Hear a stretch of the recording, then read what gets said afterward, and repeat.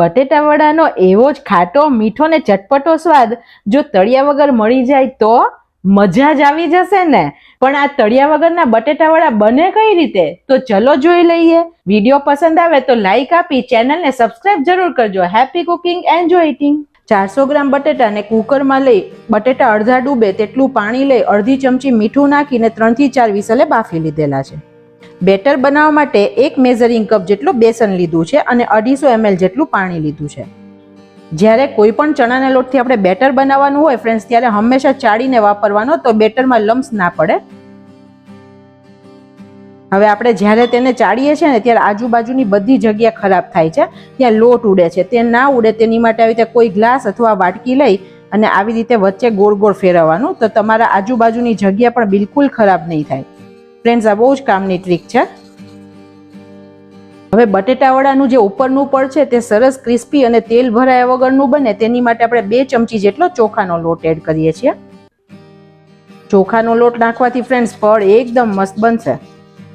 Friends, એક બહુ જ કામની વાત કહું કે જ્યારે આપણે ચણાના લોટમાં ક્યારેય મીઠું ઉમેરીએ ને ત્યારે તેનો લોટના પ્રમાણ જોઈને મીઠું નહીં ઉમેરવાનો, કેમ કે પાણી નાખ્યા પછી તે ઘણું ઓછું થઈ જાય છે. તો પહેલા ઓછું મીઠું એડ કરવાનું, પછી ચાખીને જરૂર લાગે તો બીજું મીઠું એડ કરી શકો છો. અત્યારે આપણે 1/4 ચમચી જેટલું જ મીઠું એડ કરીએ છીએ. 2 પિંચ જેટલી હિંગ એડ કરીએ છીએ અને 1/4 ચમચી જેટલો અજમો એડ કરીએ છીએ, જેથી આપણને ચણાનો લોટ ઇઝીલી પચી જાય. તેને હાથેથી મસળીને એડ કરીએ. હવે બધું આપણે એકવાર મિક્સ કરી દઈએ. અજમો અને ચણાનો લોટ એમ પણ બેસ્ટ ફ્રેન્ડ છે. અજમો નાખીને કોઈ પણ ચણાના લોટની વાનગી ખાઈએ ને ફ્રેન્ડ્સ, તો સરળતાથી તે પચી જાય છે. હવે આપણે થોડું થોડું પાણી ઉમેરતા જઈ અને બેટર બનાવીએ. એક સામટું પાણી નહીં નાખી દેવાનું, નહીં તો બેટર બહુ જ વધારે ઢીલું થઈ જશે.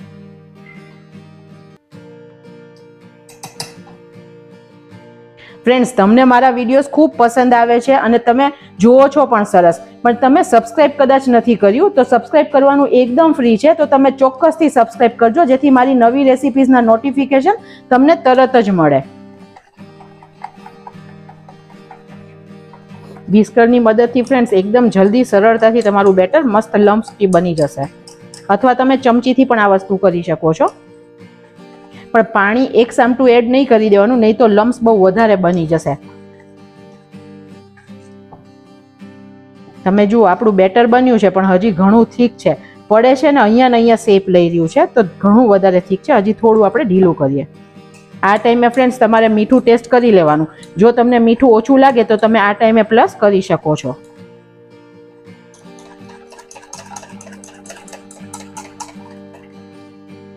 હવે તમે જુઓ આવું સરસ પોરિંગ કન્સિસ્ટન્સીનું બેટર છે.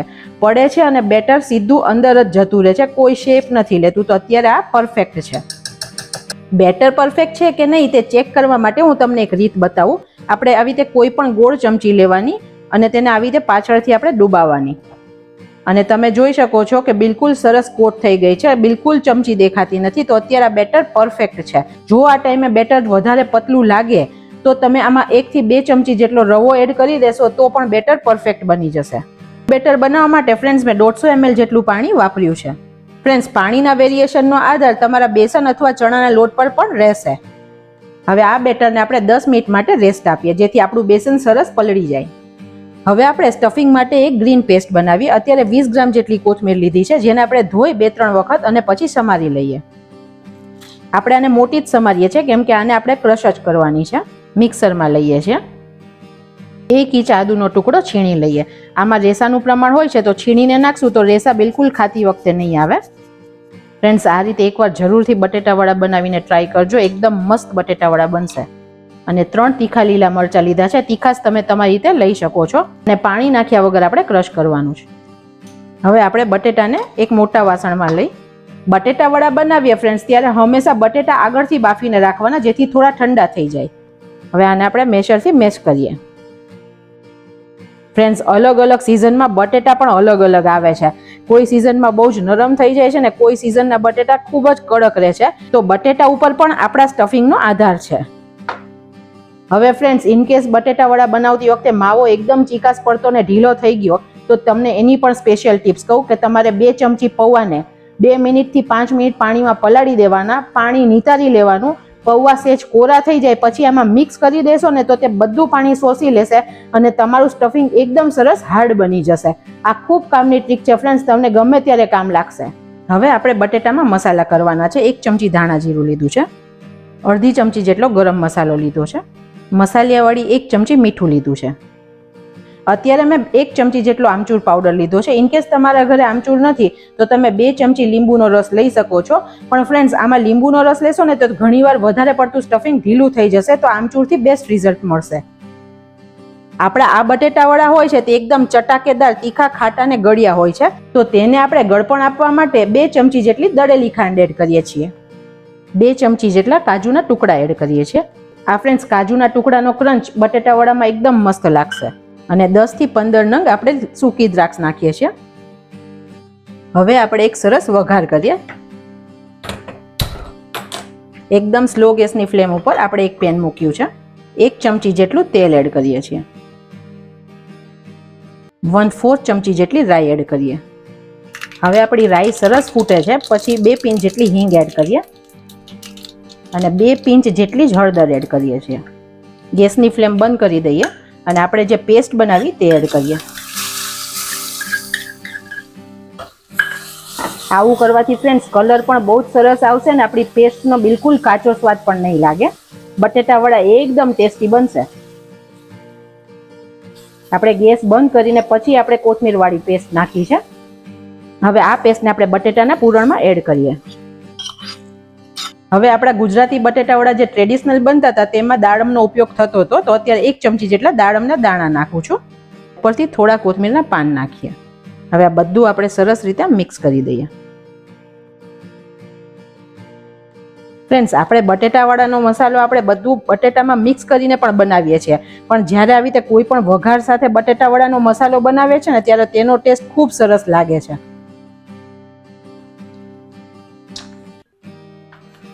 આપણું સરસ અત્યારે સ્ટફિંગનો કલર પણ ગ્રીન રહ્યો છે અને બિલકુલ અત્યારે આપણું સ્ટફિંગ ચીકણું નથી થયું. અને ફ્રેન્ડ્સ, હવે તો ચીકાશ આવે સ્ટફિંગમાં તો પણ મેં તમને સરસ ટ્રીક બતાવી જ છે, તો ક્યારેય પ્રોબ્લેમ નહીં આવે. ફ્રેન્ડ્સ, આપણે આ ટાઈમે મસાલાને ચાખી જોવાનો. તમારા સ્વાદ પ્રમાણે તમને કંઈ વધઘટ લાગતી હોય તો તમે વધારે મસાલો એડ કરી શકો છો. હવે હાથમાં થોડું તેલ લગાવી લઈ અને આપણે આના બોલ બનાવીએ. થોડી નાની સાઈઝના ફ્રેન્ડ્સ અત્યારે આપણે બનાવશું.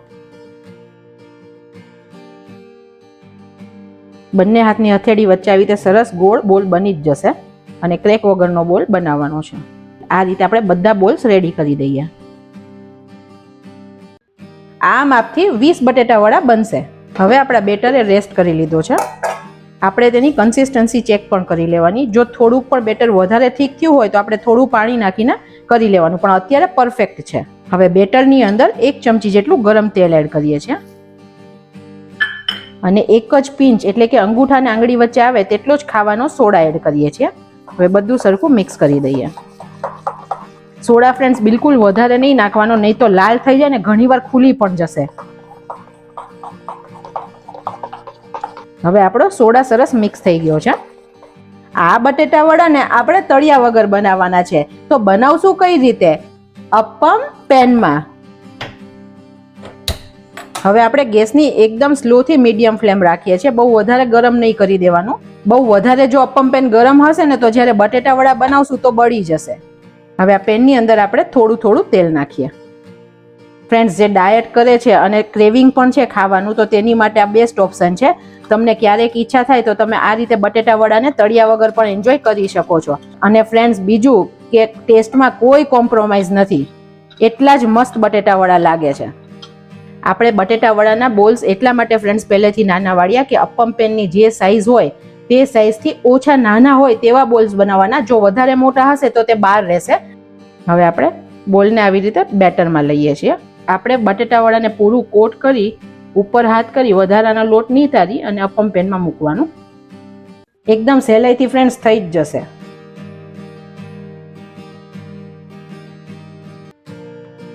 ગેસની ફ્લેમ એકદમ સ્લો રાખવાની છે, કેમ કે ચણાનો લોટ ચડવા માટે પણ ટાઈમ જોઈએ. જો ફાસ્ટ ફ્લેમ હશે તો લોટ બળી જશે અને અંદરથી કાચો લાગશે.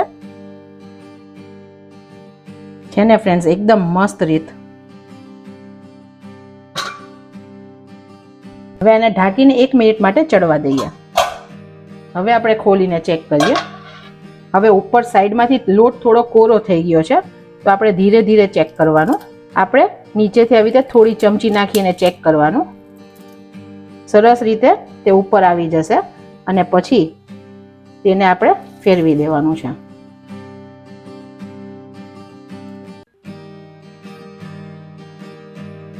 ફ્રેન્ડ્સ, ઉપરથી કેટલા મસ્ત કલરમાં અને કડક થયા છે, એકદમ મસ્ત થયા છે.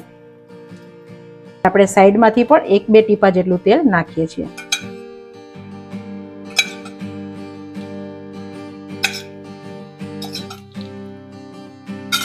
ઉપરથી બહુ વધારે ડાર્ક કલરમાં નહીં કરવાના, નહીં તો કાળા કાળા જેવા લાગે અને સરખો લોટ ના ચડે. તો આપણે મીડિયમથી પણ સ્લો તાપ હોય તે તાપે જ બટેટા વડા કરવાના છે. 2 મિનિટ થઈ ગઈ છે. આપણે બીજી સાઈડ પણ જોઈ લઈએ. આ સાઈડથી પણ સરસ થઈ ગયું છે અને પાછળની સાઈડ પણ સરસ થઈ ગયું છે. તો આપણું આ રેડી છે. કાઢી લઈએ. આપણે બધા બટેટા વડાને કાઢી લઈએ.